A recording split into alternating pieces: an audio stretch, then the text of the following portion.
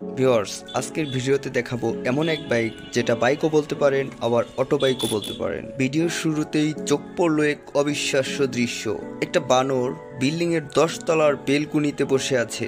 বানরটা যেন শহরের রাজা, উপর থেকে সবাইকে দেখছে নির্ভয়ে।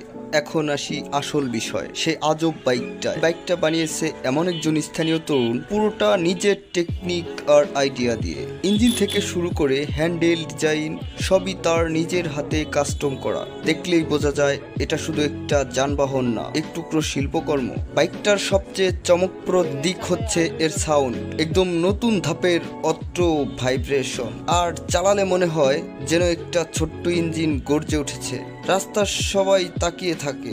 তার হাতে বানানো এই মেশিন হয়ে উঠেছে এলাকার সবচেয়ে আলোচিত বিষয়। সত্যি বলতে পরিশ্রম আর ভালোবাসা, আইডিয়া থাকলে অসম্ভব বলতে কিছুই নেই।